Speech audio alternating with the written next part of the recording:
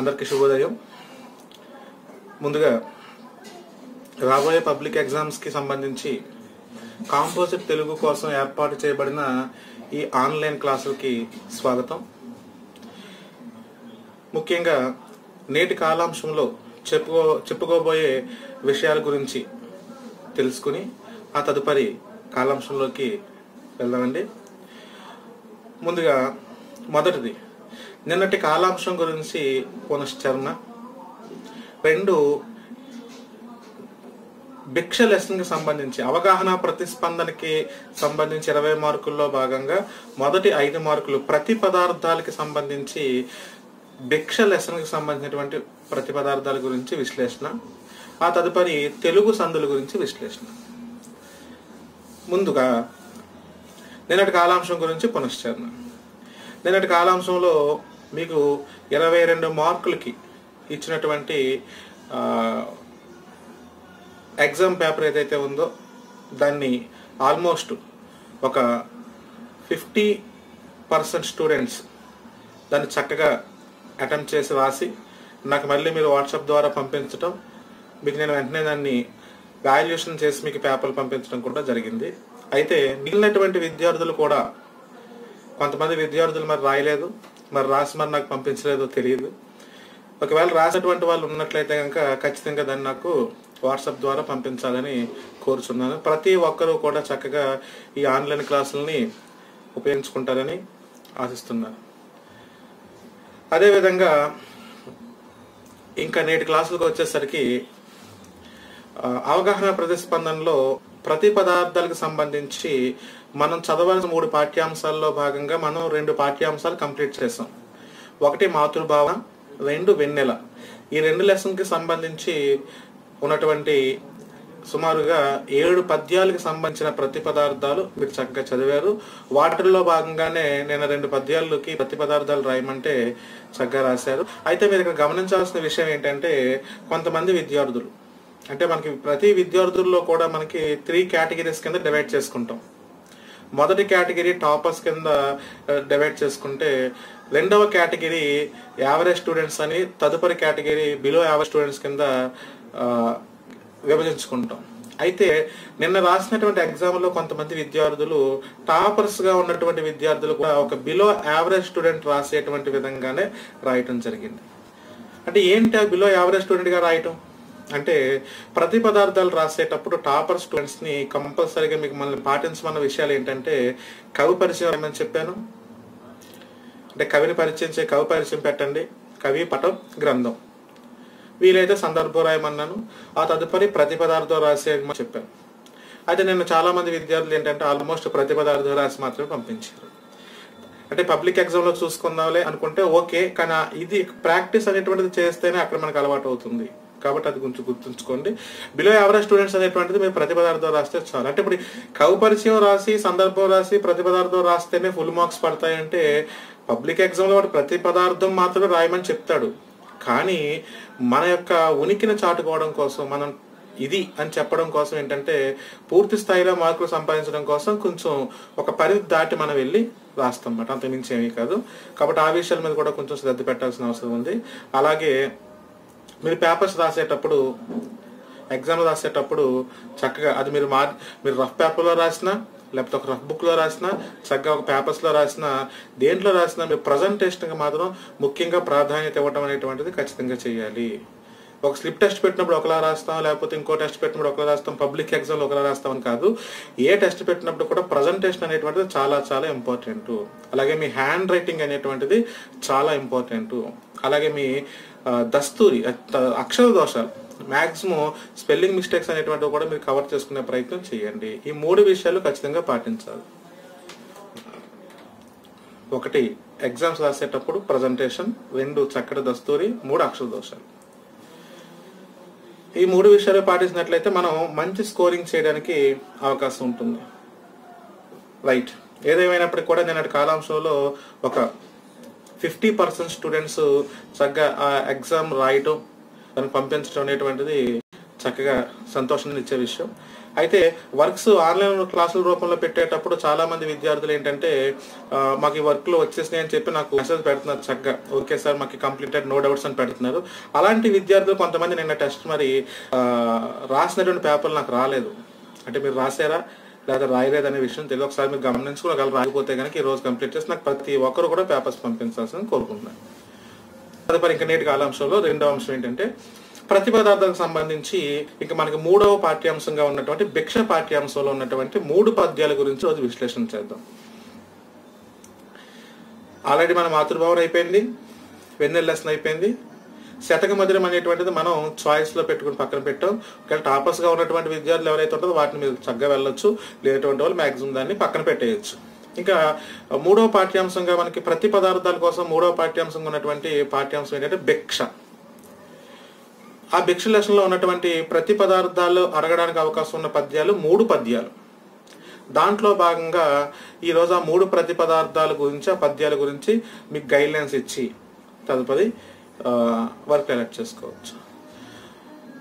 భిక్ష పాఠ్యాంశాన్ని రాసిన వారు ఎవరంటే మనకు తెలిసినంత వరకు, ఎందుకంటే మీకు ముందుగానే చెప్పారు, ఒక ప్రతి పదార్థం చదివేటప్పుడు ఆ పద్యం తాలూకా రైటర్ని గుర్తుంచుకోవాలని చెప్పుకున్నాం, ఆ పద్యం తాలూకా గ్రంథాన్ని గుర్తుంచుకోవాలని చెప్పుకున్నాం, ఆ పద్యం తాలూకా సందర్భాన్ని కూడా మనం గుర్తుంచుకుని వాటిని గుర్తుంచుకున్నప్పుడు ఈ పద్యం మనం బాగా అర్థమవుతుందని చెప్పుకున్నాం.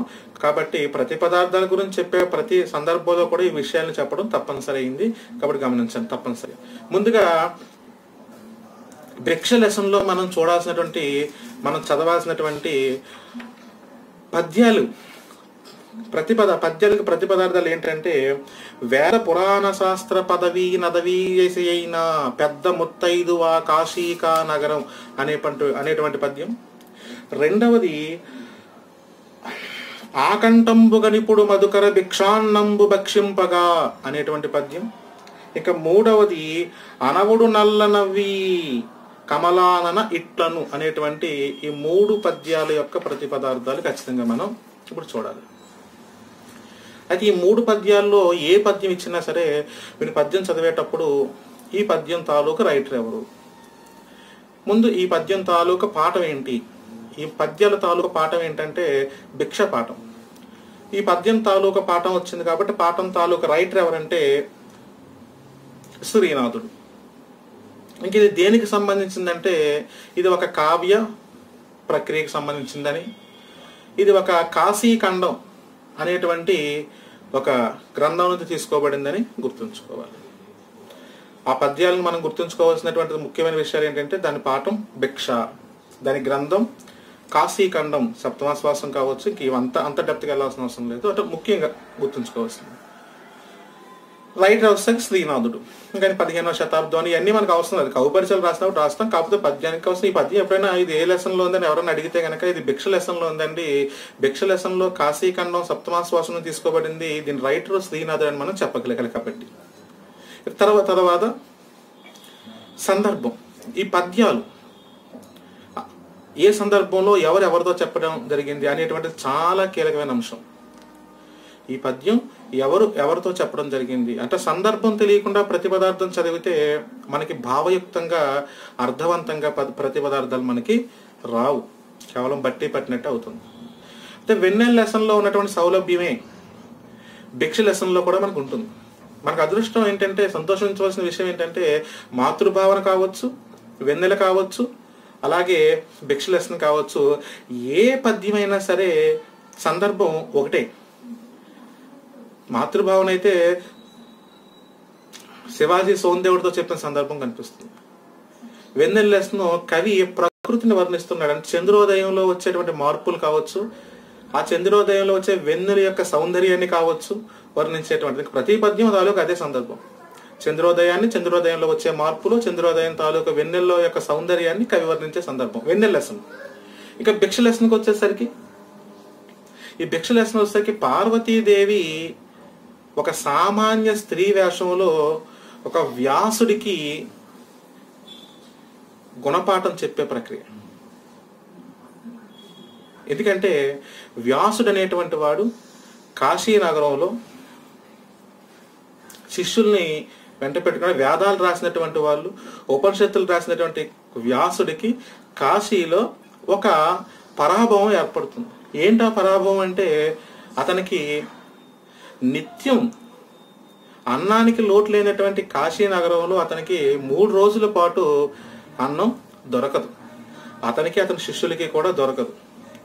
అయితే మనం గమనించాల్సిన విషయం ఏంటంటే ఇది కేవలం దొరకకపోవటం అనేటువంటి విషయాన్ని గురించి మనం తెలుసుకోవాల్సిన అంశం ఏంటంటే ఆ పరమేశ్వరుడు వ్యాసుని పరీక్ష పెట్టడం కోసం 3 రోజుల పాటు అన్నం లేకుండా చేయటం.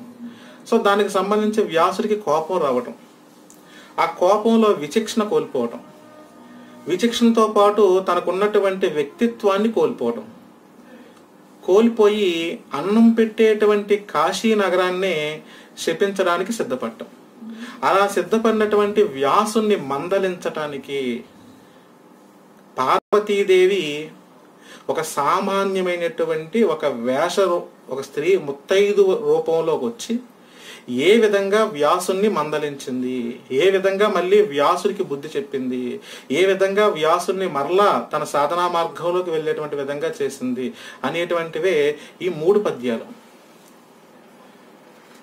మనం కూడా చెప్పుకున్నటువంటి 3 పద్యాల తాలూకు సందర్భం ఏంటంటే ఏ పద్యాలండి? వేద పురాణ శాస్త్ర పదవి నదవి ఏసి అయిన పెద్ద ముత్తైదువ అనే పద్యం కావచ్చు, ఆకంఠంబుగ నిపుడు మధుకర భిక్షాన్నంబు భక్షింపగ అనేటువంటి పద్యం కావచ్చు, అనవుడు నల్ల నవ్వి కమలాన అనే పద్యం కావచ్చు. ఈ 3 పద్యాల తాలూకా మీరు గుర్తుంచుకోవాల్సింది ఏంటంటే వ్యాసుని బుద్ధి చెప్పడం కనొద్దు, వ్యాసుని మందలించడానికి పార్వతీదేవి ఒక ముత్తైదు రూపంలో వచ్చి వ్యాసుడితో మాట్లాడిన సందర్భంలో అలా తెలుసుకుని ఆ తదుపరి మీరు ఆ 3 పద్యాలు కూడా ప్రతిపదార్థాలు చదవండి చక్కగా. ఇవి రేపటికి ప్రతిపదార్థాలు ఖచ్చితంగా వచ్చాయి. వీటితో పాటు వీటిలో చదివేటప్పుడు ఏమైనా డౌట్స్ ఉన్నట్లయితే చక్కగా మీరు వివరిస్తే నాకు వాట్సాప్లో మీరు తెలియజేసినట్లయితే రేపటి కాలాంశంలో మీకు చక్కగా వివరించే ప్రయత్నం చేస్తాను. ఇంక తదుపరి పూర్తి పాఠ్యాంశాలకు సంబంధించినంత వరకు సంస్కృత సందులు పూర్తి చేశారు. ఇంక తెలుగు సందులు ఉన్నాయి. రేపటికి తెలుగు సందుల్లో అకార సంధి, ఇకార సంధి, ఉకార సంధి, అలాగే గసర దవాదేశ సంధి, సరళాదేశ సంధి, ఈ 5 సందులు కూడా మొదటి 5 పాఠ్యాంశాలకు సంబంధించి ఈ 5 సందులు చదవండి. అకార సంధి, ఇకార సంధి, ఉకార సంధి, అలాగే గసర దవాదేశ సంధి, అలాగే సరళాదేశ సంధి. ఈ 5 సంధులకు సంబంధించిన పదాలు మొదటి 5 పాఠ్యాంశాల్లో ఏవైతే పదాలు ఉన్నాయో ఆ పదాలను మీరు ఐడెంటిఫై చేసి వాటిని నేర్చుకునే ప్రయత్నం చేయండి. మిగిలినటువంటి సంధి పదాలని తర్వాత చూద్దాం. మ్యాక్సిమం ఈ రోజుకి కాలాంశాలు అయిపోతే కనుక రేపటి కాలాంశంలో ప్రత్యేకించి ఛందస్సు గురించి మాట్లాడుకోవచ్చు. కాబట్టి ఈ రోజు వర్క్ ఏంటంటే భిక్ష పాఠ్యాంశానికి సంబంధించినటువంటి 3 పద్యాలకి ప్రతిపదార్థాలు చదవండి సందర్భంతో, కవి పరిచయంతో, దాని తాలూకా గ్రంథంతో. అదేవిధంగా తెలుగు సందులు మొదటి 5 పాఠ్యాంశాలకు సంబంధించినటువంటి తెలుగు సందులు ఈ రోజుతో మీరు ఈ పద్యాలు కంప్లీట్ చేసినట్లయితే కనుక అవగాహన ప్రతిస్పందనకు సంబంధించినటువంటి 20 మార్కుల్లో మొదటి 5 మార్కుల ప్రతిపదార్థాలు మనకి పూర్తయిపోతాయి. కాబట్టి మీరు అందరూ కూడా చక్కగా కంప్లీట్ చేస్తారని ఆశిస్తున్నాను. అలాగే నిన్నటి కాలాంశంలో రాసి నాకు పంపలేనటువంటి క్వశ్చన్ పేపర్ పంపించలేనటువంటి వాళ్ళు, అలాగే రాయలేనటువంటి వాళ్ళు కూడా రాసి నాకు ఈ రోజు కల్లా పేపర్స్ పంపించాలని కోరుకుంటున్నాను. మరి ఈరోజు ఇక్కడతో ఈ క్లాస్ని సంపూర్ణం చేసుకుందాం. చేసుకునే ముందు మళ్ళీ మీకు చెప్తున్నాను, కేవలం ఈ క్లాసులు మీకు నేను ఆన్లైన్ క్లాసులు అనేటువంటిది కేవలం మీకు వర్క్లు అలర్ట్ చేయడం కోసం, ఆ వర్క్ అలర్ట్ చేసేటప్పుడు ఒక గైడ్లైన్స్ ఇవ్వడం కోసం మాత్రమే చేయటం. ఆ గైడ్లైన్స్ దాంతోపాటు మీకు ఏమైనా డౌట్స్ ఉంటే ఎక్స్ప్లెయిన్ చేయడం కోసం, ఒకటి మీకు వర్క్ ఇవ్వడం కోసం, ఆ వర్క్ ఎలా చదవాలి అని ఒక గైడ్లైన్స్ ఇవ్వడం కోసం, అది చదివేటప్పుడు మీకు ఏమైనా డౌట్స్ ఉంటే వాటిని ఎక్స్ప్లెయిన్ చేయడం కోసం మాత్రమే ఈ క్లాస్లు ఏర్పాటు చేయడం జరిగింది. కాబట్టి ఇది అందరూ గమనించండి. ఎందుకంటే ఏది వివరించట్లేదు, మామూలుగా వర్క్ చేస్తున్నారు అనుకోవచ్చు. ఇది కేవలం వర్క్ల కోసం ఏర్పాటు చేయబడింది. కాబట్టి ఆ 3 విషయాలు గమనించుకుని చక్కగా మీరు మొదటి 2 పనులు నేను చేయడానికి సిద్ధంగా చేస్తున్నాను, మీరు 3వ పని కూడా చేయండి. అంటే మీరు డౌట్స్ అడగటం, లేకపోతే లేవని చెప్పడం. రైట్, ఈ రోజు ఇక్కడితో ఈ క్లాసులను కంప్లీట్ చేసుకుందాం. సెలవు. Thank you so much.